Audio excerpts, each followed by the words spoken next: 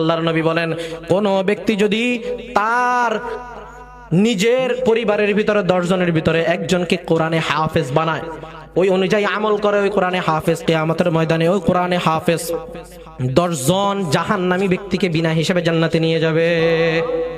কার দয়া? তাহলে জান্নাত কার দয়ায়? আল্লাহর কাছে কি চাইতে হবে কি হবে না? এখন চাওয়ার জন্য কি করতে হবে?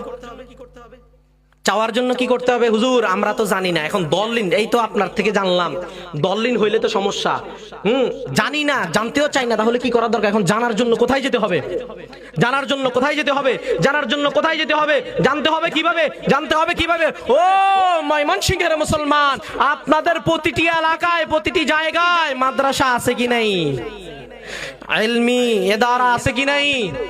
এই ইলমি ইদারায় যদি যান, আপনার ছেলেটাকে দেন, আপনার নাতিটাকে দেন, আপনার ভাইটাকে দেন, যদি আপনার সকলকে, যেই আপনার নিজে তো পড়তে পারেন না, ছোট ছোট মাসুম বাচ্চা আপনার ঘরের মধ্যে যারা আছে এর ভিতরে একজনকে দেন, তাহলে আপনি মাকতুব থেকে বেঁচে যাবেন। কিভাবে?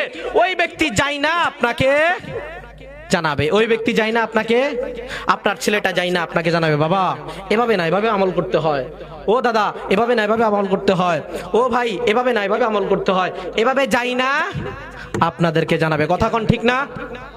হ্যাঁ, যাই না তারপরে আপনাদেরকে জানাবে। তাহলে আমরা কি মাদ্রাসায় অন্তত পক্ষে 10 জনের ভিতরে একজন দিতে পারি কি পারি না? হ্যাঁ, 10 জনের ভিতরে একজন। কেন?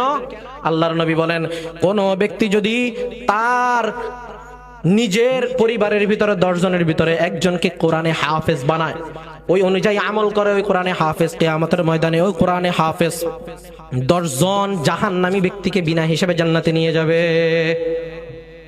তাহলে জান্নাতে যাওয়ার জন্য হলেও তো একজনকে বানানো দরকার, ঠিক না? হ্যাঁ, বানানো দরকার। বলবেন হুজুর তাহলে বানাবো কিভাবে? আশপাশের এলাকার মাদ্রাসাগুলোর অবস্থা তো কঠিন দেখি। মাদ্রাসার অবস্থা, যেই মাদ্রাসায় তালিম সে তরবিয়াত মুকদ্দম হয়, এই কথাটি থাকবে, ওই মাদ্রাসায় আপনার ছেলেকে দিবেন।